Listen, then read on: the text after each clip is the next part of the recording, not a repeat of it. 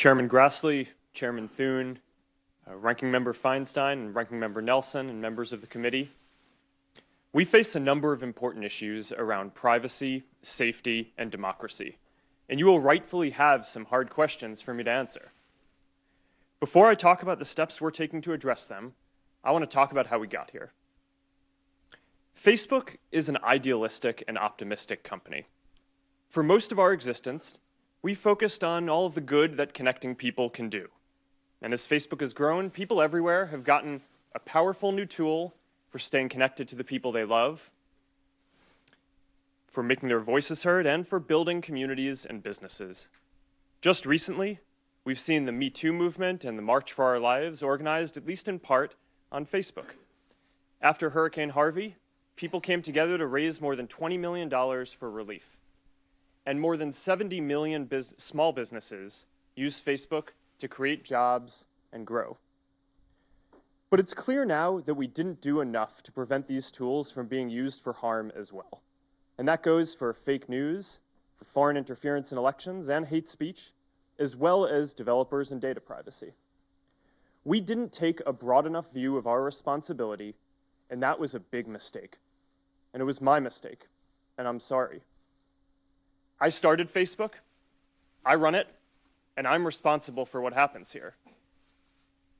So now, we have to go through all of our relationship with people and make sure that we're taking a broad enough view of our responsibility. It's not enough to just connect people. We have to make sure that those connections are positive. It's not enough to just give people a voice. We need to make sure that people aren't using it to harm other people or to spread misinformation. And it's not enough to just give people control over their information. We need to make sure that the developers they share it with protect their information too. Across the board, we have a responsibility to not just build tools, but to make sure that they're used for good. It will take some time to work through all the changes we need to make across the company, but I'm committed to getting this right. This includes the basic responsibility of protecting people's information, which we failed to do with Cambridge Analytica. So here are a few things that we are doing to address this and to prevent it from happening again. First, we're getting to the bottom of exactly what Cambridge Analytica did and telling everyone affected. What we know now is that Cambridge Analytica improperly accessed some information about millions of Facebook members by buying it from an app developer. That information, this was information that people generally share publicly on their Facebook pages, like names and their profile picture and the pages they follow. When we first contacted Cambridge Analytica, they told us that they had deleted the data. About a month ago, we heard new reports that suggested that wasn't true. And now we're working with governments in the US, the UK, and around the world to do a full audit of what they've done and to make sure they get rid of any data they may still have. Second, to make sure no other app developers out there are misusing data, we're now investigating every single app that had access to a large amount of information in the past. And if we find that someone improperly used data, we're going to ban them from Facebook and tell everyone affected.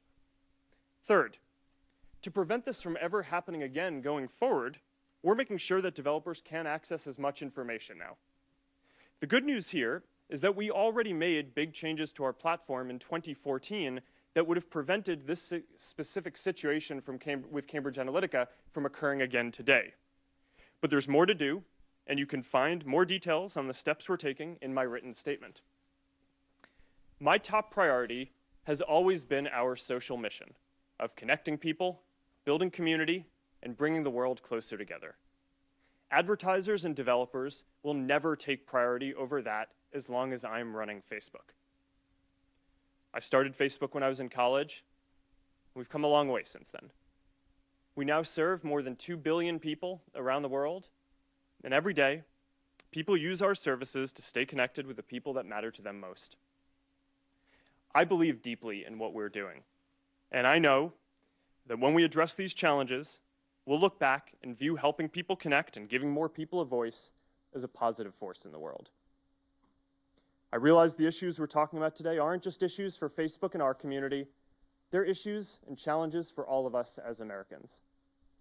Thank you for having me here today, and I'm ready to take your questions. I'll remind members that maybe weren't here when I had my opening comments that we are operating under the 5-minute rule, and that applies to the 5-minute rule, and that applies to those of us who